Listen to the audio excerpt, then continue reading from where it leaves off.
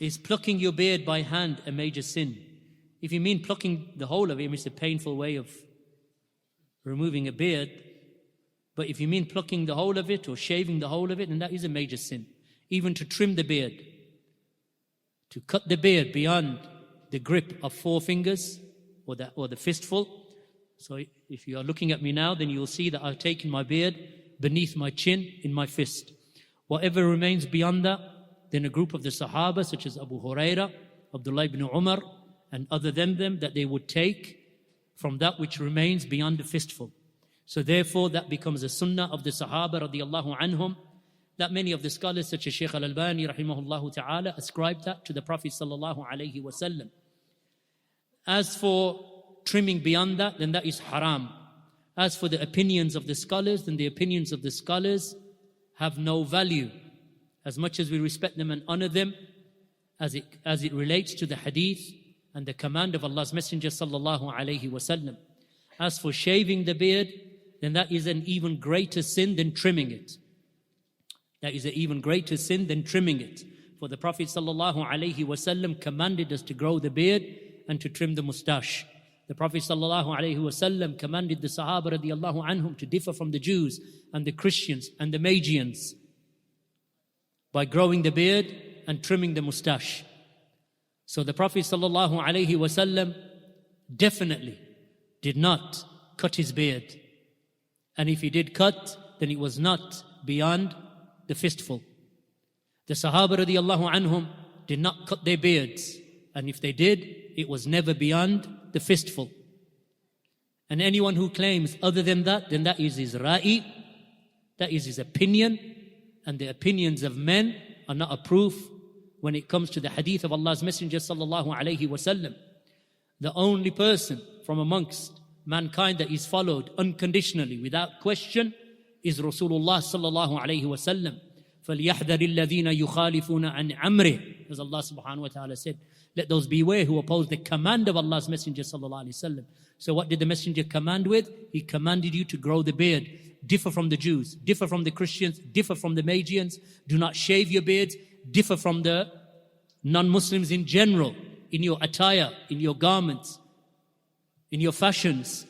Our fashions and our trends and our heritage must be in accordance to the heritage of Islam, the Sahaba, and especially if it agrees with the command of Allah's Messenger sallallahu alaihi wasallam, then no one's command and no one's opinion. It doesn't matter. Shaykh Fulan said. This is the way of Bin Baz and Al-Albani and Muqbil. This is the way of Ahlul Hadith, of the Salaf and later times. How dare anyone come along and say the opinion of any man is relevant when he opposes the command of Allah's Messenger sallallahu alaihi wasallam. So there's an article on the growing of the beard and likewise hairstyles. The Prophet sallallahu alaihi wasallam forbade the qaza', and the hadith are too numerous to mention. Forbade it. Either keep all of it or remove all of it. He forbade the shaving of a part of the head and leaving a hair on the other part of the head. It doesn't matter the ra'i of fulan and fulan, even if he be from the great scholars. It doesn't matter. There is no great scholar alive today greater than Abu Bakr and Umar. And this is what we find from the statement of Shaykh al-Fawzan and Shaykh Abdul-Aziz bin Baz and Shaykh al-Albani and Shaykh Rabi' and Shaykh Muqbil and Shaykh Ahmed al-Najmi and al-Luhaydan and others. This is the way of the scholars of our times. That the speech of no man is given precedence over the speech of Allah's Messenger sallallahu alayhi wasallam. So the Prophet sallallahu alayhi wasallam, he forbade the qaza'. He forbade the shaving of the sides of the heads. For that is the imitation of the kuffar, and it is an imitation of the Jews. And the Prophet sallallahu alaihi wasallam, he forbade imitating the unbelievers, for whomsoever resembles the people, as he said in the narration in Musnad of Imam Ahmad, man tashabbaha biqawmin fahuwa minhum, and whomsoever resembles the people is from them. So if the kuffar bring in a fashion of shaving the side of the head, then we do not shave the side of the head and say that it is mubah Or that we say it is only makruh because fulan and fulan said that it is makruh. What did Rasulullah say? Alayhi salatu wassalam, don't get your children into the habit of imitating the kuffar and disregarding the hadith of Allah's Messenger sallallahu alayhi wasallam, and regard them to be just mere statements of the Prophet that the opinions of others can override. No speech of any person can override what the Prophet sallallahu alayhi wasallam said. And likewise with the isbal, the Prophet sallallahu alayhi wasallam commanded with the raising of the garments above the ankles, and whatever falls below the ankles, then it is in the fire. The Prophet sallallahu alayhi wasallam ordered us to follow his sunnah. And this was the statement of Abdullah ibn Abbas radiyallahu anhu to Urwa ibn Zubayr, who was a son of one of the Sahaba, Zubayr ibn al-Awwam, who was one of the ones who was promised Jannah. So Urwa said to Ibn Abbas, I have heard that you allow people and that you are telling the people to make Umrah in the first 10 days or in the first 8 days of Dhul Hijjah. He said, yes, I do.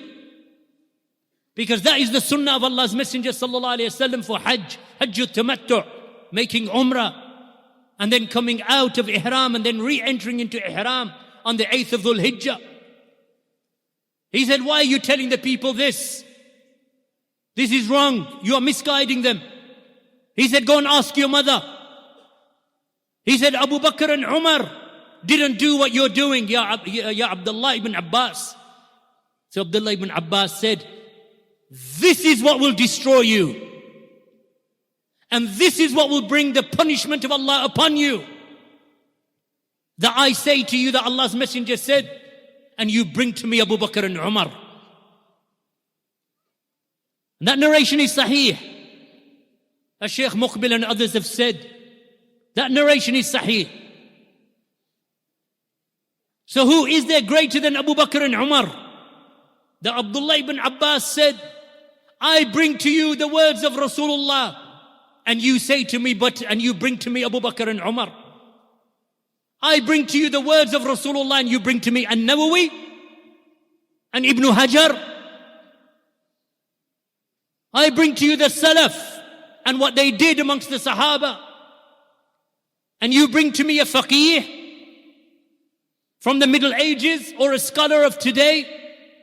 This is what Shaykh Al-Albani refuted. This is what Muqbil refuted. This is what Ibn Baz refuted. This is what Rabi refutes. This is what Fawzan refutes. Don't fall into this. This is not the manhaj of Ahlul Hadith. The methodology and the madhab of Ahlul Hadith is the hadith of Allah's Messenger sallallahu alayhi wasallam. If you have something from Rasulullah that is to the contrary of that, and it is authentic upon him, then bring it. Otherwise, we say what Abdullah ibn Abbas said, that I fear that stones will rain down from the sky upon your head, that I say to you, Qala Rasulullah, and you say to me, Qala Abu Bakr wa Umar. The skin trembles if a person was to say today, Abu Bakr and Umar said, and you reject it. We would rightfully feel we have to be careful because this is Abu Bakr and Umar. But in consideration of the hadith of Allah's Messenger sallallahu alayhi wasallam, then with all the respect and honor and love and mahabbah that we have for Abu Bakr and Umar, the words of Rasulullah sallallahu alayhi wasallam are wahi. They are revelation from Allah subhanahu wa ta'ala. وَمَا يَنْتِقُ عَنِ الْهَوَىٰ. And he never spoke from his desires. So have this in mind when you see this trend towards ease and fashion and following the unbelievers or following trends, that you find a hadith and then you start thinking to yourself, well, maybe it's just makruh. Maybe it's not really a command because fulan and fulan said. Look at the words of Rasulullah sallallahu alayhi wasallam, because that is revelation. That's what the Sahaba were upon. That was their way. Ubadah ibn Samit, when Muawiyah radiallahu anhu said some words and he said that I don't see, when he quoted a hadith of riba, He said, no, it is not riba. He said, I say to you what Allah's Messenger sallallahu alayhi wasallam said, and you bring me your opinion. By Allah, I will not live in a land where you are in charge of me. That's what one companion said to another companion. And he went to Medina, where Umar ibn al-Khattab was the Khalifa, or he was the Amir al-Mu'mineen. And he said, what happened? He said, this is what happened. He said, go back. I will write for you how deprived a country is, or a land is, that where you are not present. So he wrote to Muawiyah and he said, he is right, you are wrong. You have no authority over him. This is Sahaba radiallahu anhum.